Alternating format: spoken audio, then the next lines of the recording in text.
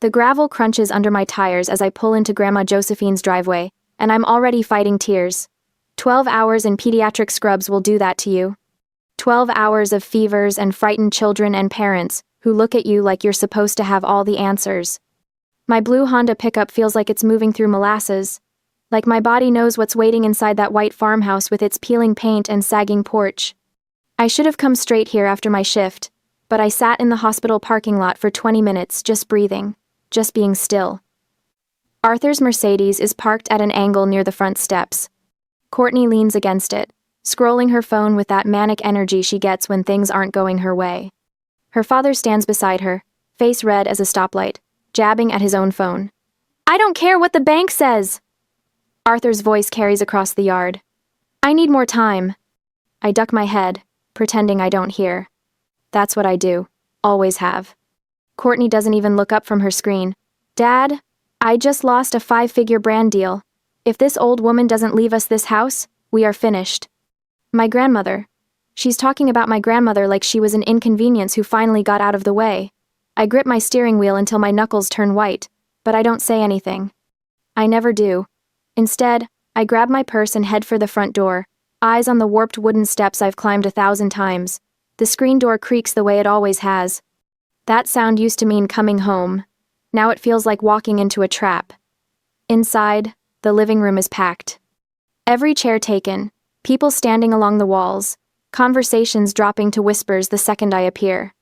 I scan the faces cousins I haven't seen in years, neighbors from down the road, Uncle Liam with his weathered hands folded in his lap. Mom waves from the love seat. Helen Mitchell, 53 years old and still trying to keep everyone happy. Still trying to smooth things over. She's saved me a seat beside her, and when I sink into it, she squeezes my hand. Her palm is damp. "You okay, honey?" she whispers. I nod because that's easier than the truth. The room smells like old coffee and the lavender sachets Grandma kept in every drawer. I close my eyes for a second, and I'm back here 4 years ago. Right after Grandpa's funeral, when the house still felt too big and too quiet, Grandma had bought herself a tablet.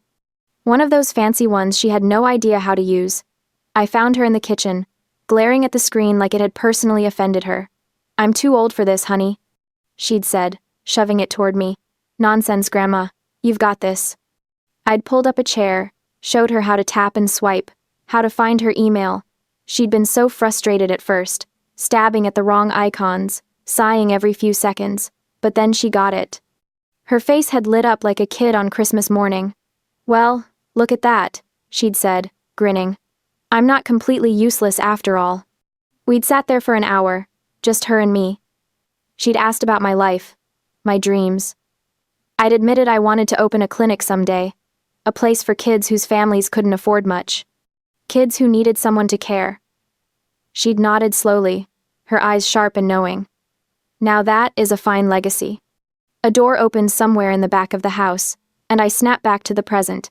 Mr. Elias Thorne enters carrying a leather briefcase that looks older than I am. He's wearing a gray suit, his expression carefully neutral. Everyone shifts. The whispers stop completely. Thorne takes his place at the head of the room, sets his briefcase on the coffee table with a soft thud. He looks around at all of us, then opens the case with 2 sharp clicks. "Thank you all for being here," he says. His voice is steady, professional. "As you know, we're gathered for the reading of Josephine Mitchell's last will and testament." My throat tightens. Hearing her name out loud makes it real all over again. Thorne pulls out a document, adjusts his reading glasses. Mrs. Mitchell was very specific about her wishes. Let's begin. He starts with the smaller bequests. Liam gets $40,000. He nods, his eyes glistening. Mom gets $75,000, and she covers her mouth, tears spilling over. Then Thorne's gaze shifts. To Arthur Vance and his wife, I leave $15,000. Arthur scoffs. Actually scoffs. His wife mutters something I can't quite hear, but her expression says plenty. To Courtney Vance, I leave $5,000. Courtney's face goes stone cold. Her knuckles whiten around her phone. Thorne clears his throat. As for the remainder of the estate, including the farmhouse, the surrounding 20 acres, and all financial assets, valued at approximately $3.5 million, I leave it to... Stop. Courtney is on her feet, her voice slicing through the room like a blade. Every head turns. Before you say her name, Courtney says, pointing directly at me, everyone needs to know that Cassandra is a thief. The room erupts, gasps, mutters. Someone behind me whispers, "What?" I can't move, can't breathe. My vision tunnels. Courtney steps forward, her voice gaining momentum. Over the past 8 months, items have been disappearing from this house. A Patek Philippe watch, a sapphire necklace, gold coins, $45,000 worth of valuables, just gone. She turns to face the crowd, playing to them like she's performing.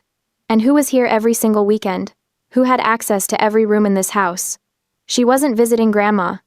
She was casing the joint. Arthur nods, backing her up. It's true, we've all noticed things missing. Beatrice, one of Mom's friends, speaks up from the corner. I saw Cassie at the pawn shop downtown. 6 months ago. I didn't think anything of it at the time, but now. I remember that day. Grandma had asked me to take some jewelry to get appraised for insurance. I'd driven her there myself. She'd been right beside me. But I can't say that. My voice is buried somewhere deep in my chest, locked behind years of keeping quiet, of avoiding confrontation, of letting things slide to keep the peace. Mom squeezes my hand harder. Cassie, say something. I open my mouth. Nothing comes out. Courtney smiles. It's a small, triumphant smile. And in that moment, I realize she's been planning this. All of it. Thorne raises one hand, and somehow that small gesture cuts through the chaos. Please be seated, Miss Vance. Courtney freezes mid-rant, her mouth still open. Sit. Down. Thorne's voice doesn't rise, but there's steel in it. She drops into her chair like a puppet with cut strings. Arthur also sits, his jaw clenched so tight I can see the muscle jumping beneath his skin. Thorne pulls out a laptop. Then a hard drive, small and black, which he sets on the coffee table like he's presenting evidence in a courtroom. Mrs. Mitchell, he says, anticipated this exact scenario. My heart stutters. The room goes silent except for someone's ragged breathing. It might be mine. Arthur stands up again. What is this? You can't record people. That's illegal. 8. Perfectly legal in one's own home, Mr. Vance. Thorne doesn't even look at him. I suggest you sit down as well. Arthur doesn't sit. He stands there, fists balled at his sides, face going from red to purple.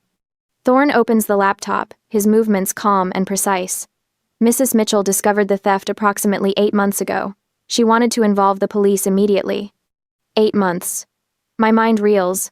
Grandma knew. She knew, and she never said a word to me. However, Thorne continues, I advised a different approach. We waited. We documented. We built a case for conspiracy, fraud, and slander. The word Haslander hangs in the air like smoke. Courtney's face has drained of color. She looks at her father, but Arthur is staring at Thorne's laptop like it might explode. I'm still frozen. Still can't speak. But something is shifting inside me, some locked door beginning to crack open. Thorne's office. 8 months ago. I can see it so clearly now, even though I wasn't there. Grandma would have sat across from him, her back straight despite the arthritis, her hands folded in her lap. Those sharp hazel eyes, my eyes missing nothing. Elias, she would have said, they are family. That's why I have to do this. I know exactly how her voice would have sounded. Angry, yes, but controlled. Always controlled. She wouldn't have cried. Grandma never cried. She'd have laid out the facts like she was listing ingredients for a recipe. The missing watch, the sapphire necklace, the gold coins, all of it. And she would have said what she always said about doing the right thing, even when it hurt. I won't let greed destroy my innocent granddaughter. Thorne would have nodded, suggested the strategy. Wait, watch. Document everything. Build me a case that will hold up, Grandma would have said. Conspiracy, fraud, whatever it takes. And she would have nodded when he explained the plan, just once. Firm, final, do it. The memory fades, and I'm back in the living room. Thorne is connecting the laptop to the television mounted above the fireplace. The same TV where Grandma and I watched cooking shows on Sunday afternoons. There are 2 primary parties involved in this theft, Thorne says. His voice is steady, almost bored, like he's reading a weather report. Miss Courtney Vance, who executed the thefts, and Mr. Arthur Vance, who enabled and benefited from them. "That's a lie!" Arthur shouts. Nobody else speaks. The neighbors along the wall lean forward. Mom's grip on my hand has gone from comforting to painful. "They're financially desperate," Thorne continues, ignoring the outburst. "Miss Vance's brand partnerships have been falling through.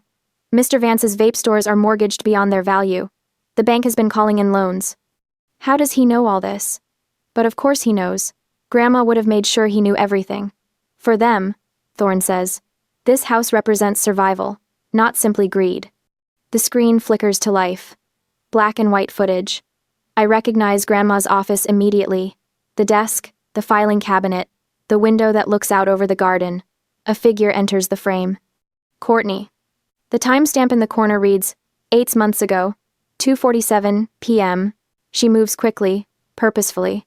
Opens the desk drawer. Her hand darts in and out. Something disappears into her jacket pocket. Gold coins. I can just make out their gleam before they vanish. Someone gasps. Multiple people. The room erupts in whispers. Courtney's face has gone gray. She opens her mouth, closes it, opens it again. That's not I didn't. But the video doesn't lie. It just plays, silent and damning. Mom releases my hand. She stands, moves closer to me, putting herself between me and Arthur's side of the room. Liam is standing too, his weathered face twisted with anger. "You accused my niece," he says, his voice rough. "You looked us all in the eye and accused her." Some of the cousins are shifting away from Arthur and Courtney, creating distance, choosing sides. Mrs. Patterson from down the road catches my eye and nods. Just once, but it means something. The video stops. Thorne reaches into his briefcase again. He produces a small velvet box, navy blue, the kind jewelry comes in. He opens it, and even from here I can see the sapphire necklace inside, the stones catching the afternoon light streaming through the windows. "Good news," Thorne says, and there's something almost gentle in his voice now. "I was able to recover the sapphire necklace before it was sold." He walks over to me, places the box in my lap. I stare at it. At the necklace Grandma wore to every holiday dinner, the one Grandpa bought her for their 40th anniversary. My hands are shaking. "The will contains a morality clause," Thorne says, addressing the room again. "Anyone who stole from Mrs. Mitchell forfeits their inheritance and becomes liable for the full replacement value of the stolen items, $150,000, regardless of what they received from the fence." Arthur's face changes. I watch the calculation happen behind his eyes. $150,000 they don't have. Can't have. "This is insane," he says, but his voice has lost its power. Courtney is crying now. Not pretty crying, the kind where your face goes blotchy and your nose runs. I close the velvet box. The snap echoes. Grandma knew. She knew everything. She saw it all happening and she planned for this moment.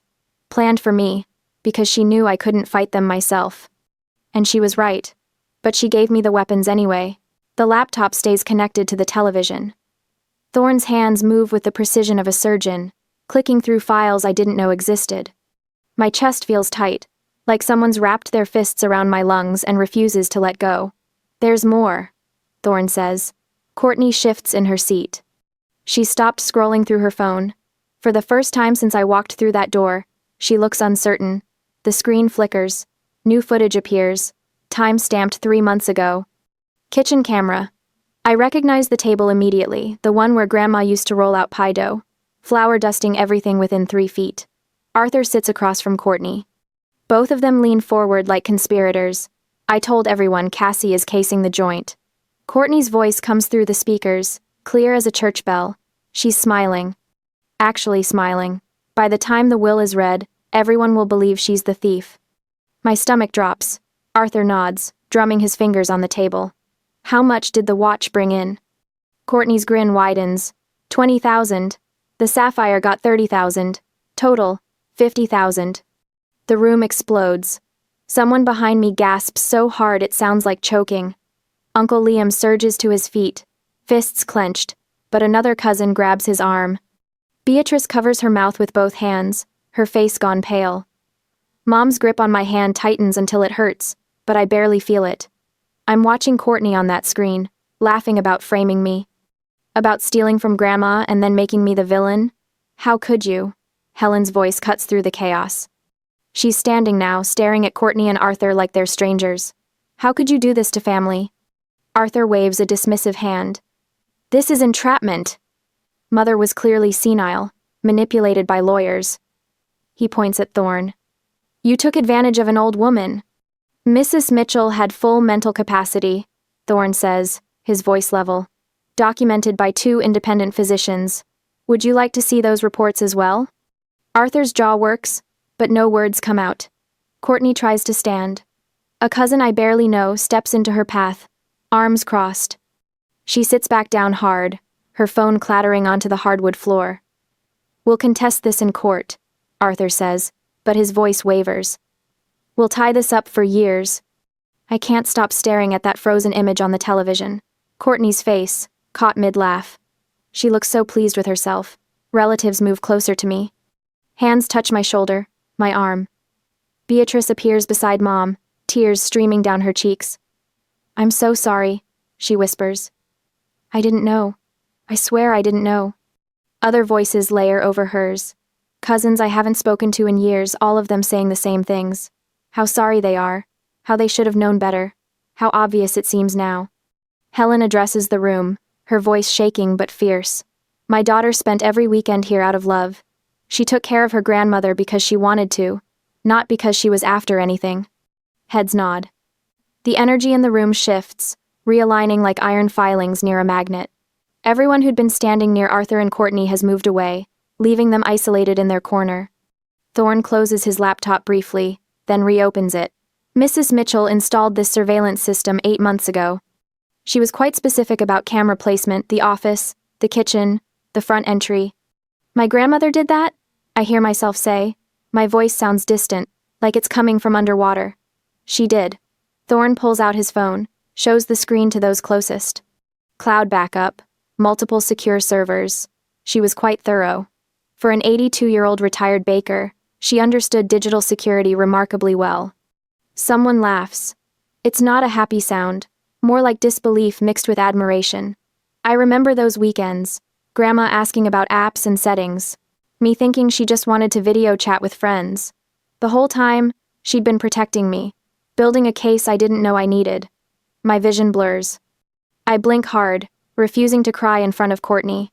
Arthur tries again. You can't use this footage. It's illegal to record people without consent. Single-party consent state, Thorne says without looking up. Mrs. Mitchell had every legal right to record in her own home. Arthur's face goes from red to purple. He looks around the room, searching for allies. Finds none.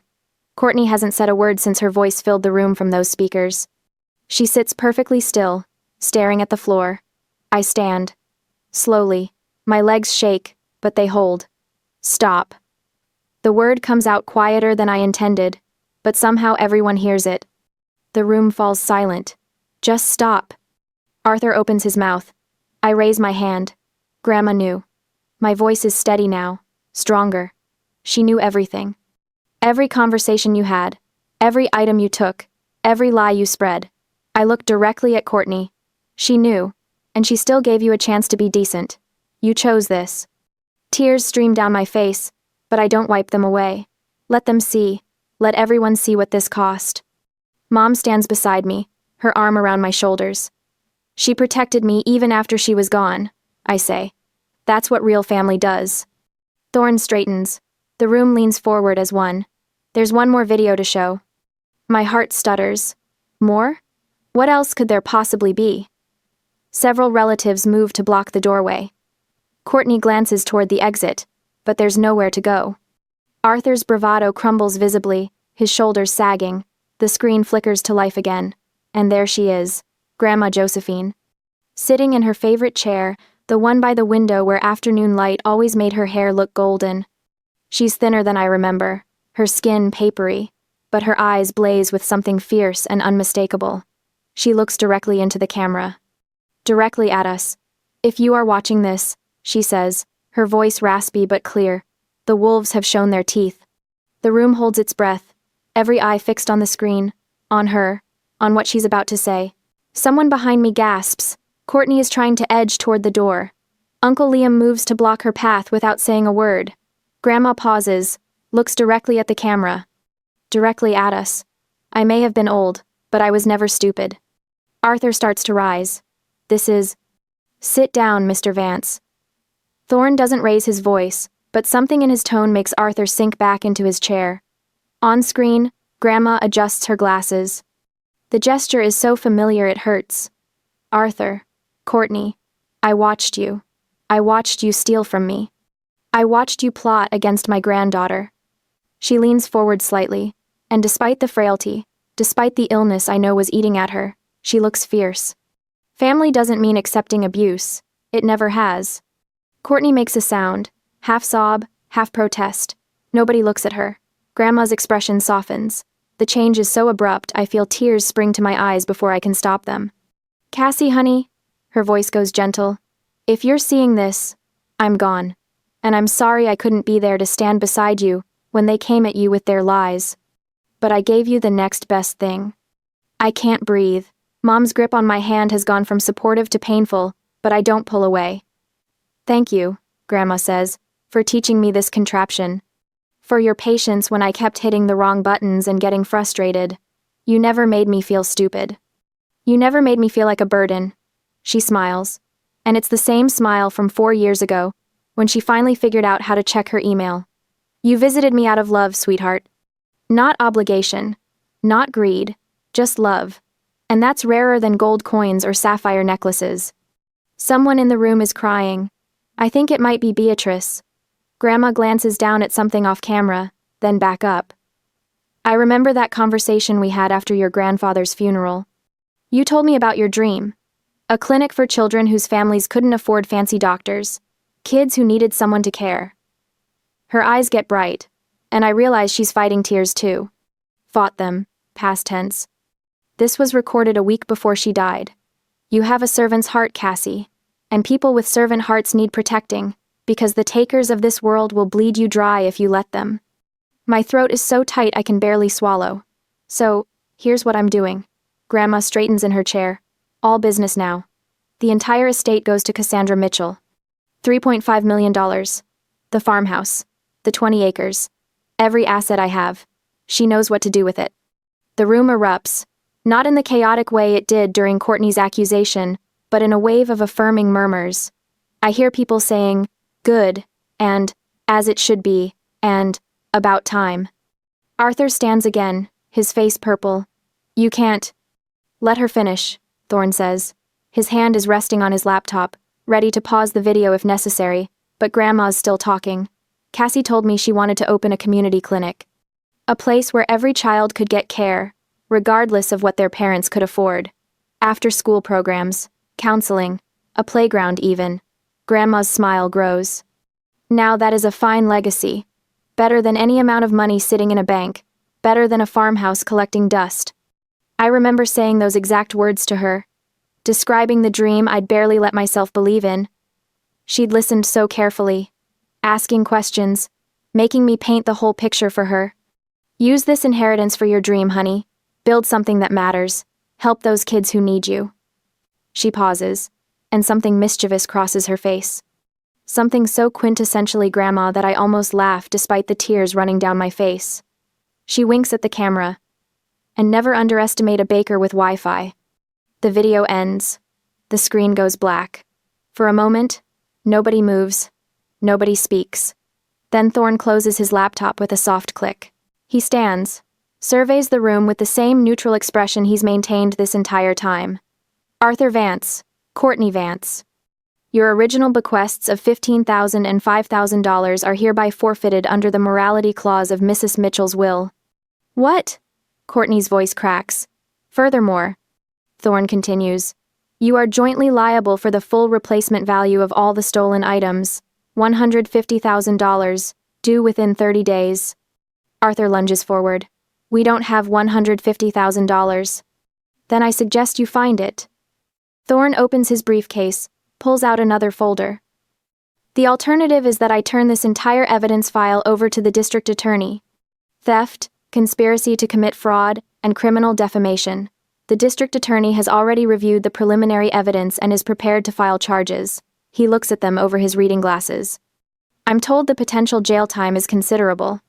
Courtney is shaking. Actually shaking. This is insane. She can't do this. She already did, Thorne says simply. Arthur turns on me. His face is twisted with rage, and for a second I think he might actually try to hit me. You won't get away with this. He reaches for the laptop. Liam moves fast, grabbing Arthur's arm and twisting it back. Two of my cousins I barely know step in, putting themselves between Arthur and Thorne. Don't, Liam says quietly. Just don't. Mom stands, pulling me up with her. She wraps her arms around me, and I realize I'm shaking worse than Courtney. But it's different. I'm shaking with relief, with grief. With something that feels like freedom starting to crack through the ice I've been frozen in. People are congratulating me. Neighbors I haven't spoken to in years are offering to help with whatever I need. Helen is crying, but she's smiling too, whispering, I'm so sorry, I didn't know, over and over. Thorne approaches me with a small package wrapped in brown paper. Mrs. Mitchell left this for you specifically, to be given after the video. My hands tremble as I unwrap it. Inside is Grandma's recipe book. The one she'd kept for 60 years. Handwritten notes in the margins. Stains on half the pages from decades of use. There's a note tucked inside the front cover, her handwriting shaky but legible. For the clinic's bake sales. Love, Grandma. I clutch the book to my chest and let myself cry. In the corner, Arthur and Courtney sit isolated. Courtney is scrolling through her phone frantically, probably trying to figure out how to spin this on social media. Arthur just stares at the floor, his empire of vape shops and patriarchal authority crumbling around him. All documents were properly witnessed and notarized. Thorne announces to the room. The evidence is backed up in multiple secure locations. Mrs. Mitchell was very thorough. He looks directly at Arthur and Courtney. Justice is served. Quote, and for the first time in my life, I believe it.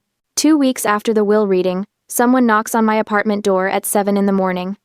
I'm halfway through my coffee, still in pajamas, and when I check the peephole, Arthur stands there looking like he hasn't slept in days.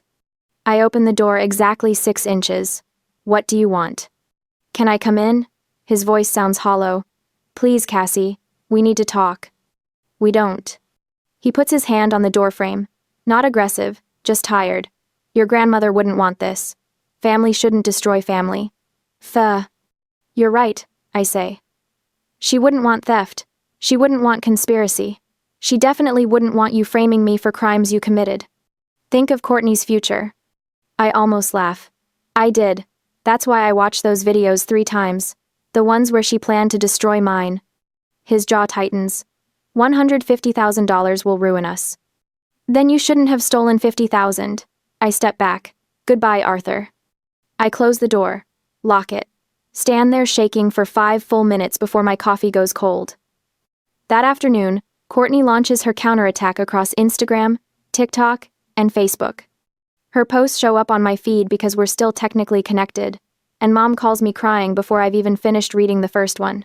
The caption says, "When family betrays you for money." My grandmother's estate was stolen by a manipulative cousin who turned her against us in her final months. Elderly abuse is real. Justice will prevail. The comments fill with hearts and supportive messages from people who have no idea what actually happened. By evening, she's posted 4 more times. Each one paints me as a villain. Mom shows up at my apartment with printouts. Actual paper copies of Courtney's posts, like evidence for a trial. Linda's getting calls, Mom says.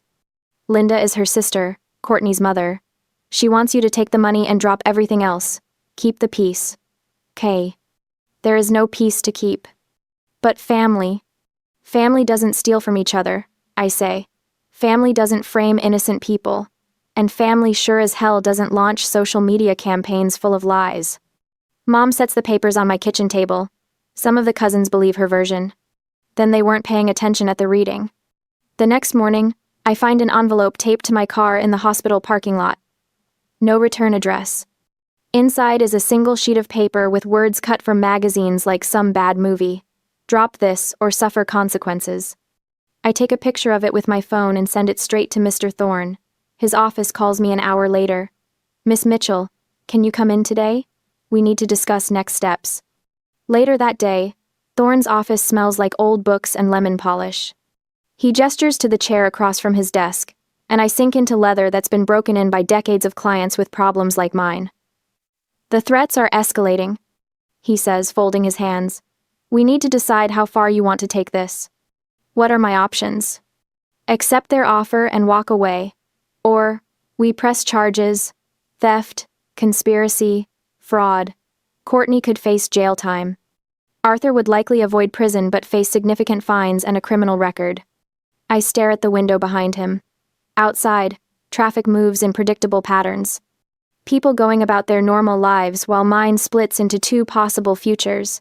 If I press charges, the family will never forgive me. "If you don't," Thorne says quietly, "they'll know they can get away with anything." I think about Grandma in her kitchen, stabbing at that tablet screen with determination, teaching herself technology at 82 because she refused to be left behind. Planning this entire strategy because she knew exactly who Arthur and Courtney were. "She gave me the tools to fight back," I say. "I'm using them." Thorne nods once. Then we proceed.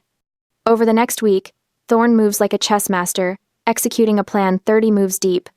He contacts every brand sponsor Courtney has ever worked with, sending formal notices about pending fraud investigations and documented evidence of criminal activity. Morality clauses in her contracts start triggering. He notifies the IRS about the stolen goods, and the real value, Courtney's fencing, plus 3 years of undeclared influencer income. Turns out, selling her lifestyle to followers means the government wants their cut. He sends a formal notice to Arthur's bank about fraudulent acquisition of assets and pending legal action. The bank, already threatening foreclosure on his vape shops, accelerates their timeline. The local paper picks up the story 5 days later. Grandmother's digital evidence exposes family theft. The reporter interviews Thorne, publishes excerpts from court filings, includes still frames from the videos with faces blurred but context crystal clear. Courtney's Instagram goes dark that afternoon. Her sponsors drop her by evening. One posts a statement, "We do not associate with individuals under criminal investigation." Arthur's business reputation crumbles in 48 hours. His suppliers start demanding cash on delivery. His partners distance themselves publicly. On day 29, Thorne calls. "They're here. Can you come now?" I leave the hospital mid-shift. My supervisor understands after I explain why. Arthur and Courtney sit in Thorne's waiting room, looking like different people. Arthur's suit is wrinkled. Courtney wears no makeup, her hair pulled back in a messy ponytail. Both avoid eye contact when I walk past. Inside Thorne's office, a cashier's check for $50,000 sits on his desk. "They liquidated everything," Thorne says. "Mortgaged the vape shops, sold Courtney's Mercedes. This is their last asset." Arthur and Courtney enter when Thorne calls them. They look at me like I'm a stranger. I pick up the check. "Grandma forgave you." I choose to move forward. Courtney's shoulders drop with relief. "But forgiveness doesn't mean forgetting." I continue. "And it doesn't mean stopping the consequences you earned. This restitution is separate from the criminal complaint." "What?" Arthur's voice cracks. "We paid." "You paid what you owed for theft," Thorne says. "The fraud investigation proceeds independently." I sign the no-contact order Thorne prepared. Arthur and Courtney sign it too, their hands shaking. When they leave, Arthur doesn't try to hug me. Courtney doesn't look back. 3 days later, an official IRS envelope arrives at Courtney's address. Federal investigators want records going back 3 years. Tax evasion charges are pending. Arthur files for bankruptcy the same week. And I stand at Josie's farmhouse watching construction crews break ground on the clinic, holding architectural plans that have her handwriting in the margins. Make it welcoming. 6 months later, and the farmhouse doesn't look like itself anymore. Or maybe it looks more like itself than it ever has. I stand in the driveway wearing jeans and a faded gray t-shirt, watching contractors install the final pieces of the playground equipment. The swing set gleams in the afternoon sun. A slide curves down in bright primary colors Grandma would have loved. The sign near the road reads, Josie's Place, Community Clinic and Center in letters big enough to see from the highway. One of the contractors, a man named Tom with paint-stained work boots, gestures toward the side yard. By the east windows, I say without hesitation, morning light works best for the after-school program rooms. He nods and heads off. I don't second-guess myself anymore. Don't apologize for having opinions. Don't shrink back, hoping someone else will decide. Inside, the rooms that used to hold Grandma's quilting supplies and guest beds now hold child-sized tables and art supplies. The kitchen where she taught me to make snickerdoodles is getting commercial-grade appliances for cooking classes. Her bedroom upstairs is being converted into my office, where I'll run the clinic operations. Mrs. Patterson shuffles through the front door using her walker, her daughter Amy supporting her elbow. They're early for their appointment, but that's fine. Everything here runs on patience, not schedules. Come sit down, Mrs. Patterson, I say, pulling out one of the new chairs in what used to be the living room. The furniture is different now, arranged for consultations instead of family gatherings, but Grandma's photos still hang on the walls. Mrs. Patterson settles with a grateful sigh. Amy says I need one of those tablet things to see pictures of my grandkids in California. I smile, pulling a chair close. You've got this, let me show you. Her eyes widen when I hand her the tablet. Oh honey, I'm too old for this. The words punch straight through me. 4 years ago, almost exactly, Grandma sitting in her kitchen, frustrated and stubborn and absolutely convinced she couldn't learn. Nonsense, I say, echoing words I learned from the best teacher I ever had. You've got this. I guide her through it the same way Grandma taught me to guide her. Slow, patient, celebrating every small success. When Mrs. Patterson successfully opens her email app, she actually squeals. Well, look at that. Her face lights up exactly the way Grandma's did. I did it. Amy wipes her eyes. Thank you, Cassie. Mom's been so nervous about technology. Technology just needs a patient teacher, I say. That's something my grandmother taught me. Mom arrives an hour later with Liam, both of them carrying boxes of donated supplies. She hugs me tight in the doorway, and I don't pull away. Don't minimize the moment. Just let myself be held. I'm so proud of you, she whispers. Liam sets down his boxes and surveys the construction progress. Grandma would have loved this. She planned it, I say simply. Because she did. Every piece of this. Not just the money, though that made it possible. She planned my freedom, my ability to stand up without crumbling. My chance to build something that mattered. The extended family shows up on Saturdays now to volunteer. Cousins who barely spoke to me at the will reading now paint walls and organize supplies. They apologize sometimes, awkwardly, for believing Courtney's lies. I don't hold it against them. Manipulation works because it's convincing. We're starting a support group next month. For people dealing with family manipulation. Abuse survivors who need a safe place. I'll share my story, and maybe it'll help someone else realize that protecting yourself isn't selfish. Grandma taught me documentation beats accusation. I tell the volunteers during our planning meeting. But more than that, she taught me that family should build you up, not tear you down. Arthur works at a gas station now. I heard it from a cousin who saw him pumping gas on Route 9, wearing a uniform with a name tag. His vape stores got seized by creditors. He lives in a studio apartment near the interstate. Courtney's still waiting for her trial. Federal tax evasion charges don't move quickly, but they move thoroughly. Her social media accounts are gone, all those carefully curated photos of a life that was mostly fiction. She works retail at the outlet mall, the kind of job she used to mock. I don't celebrate their downfall. Don't feel triumphant about their suffering. I just feel free. Late afternoon, after everyone leaves, I stand alone in Grandma's kitchen. My kitchen now. The recipe book sits on the counter, flour-dusted and well-loved. I'm making her snickerdoodles for tomorrow's clinic opening. The sunset streams through the windows, painting everything gold. Outside, I hear children's laughter from the neighborhood kids, already claiming the playground as theirs. On the wall, I've hung a photo of Grandma and me at that first tablet lesson, both of us grinning. Beside it, a framed dollar bill. The first donation to the clinic, from a neighbor who remembered Grandma's kindness. And tucked in the corner, a note in Grandma's handwriting that I found in the recipe book. Truth always wins. I smile, rolling dough between my palms, and realize I'm not trying to keep peace anymore. I'm living it.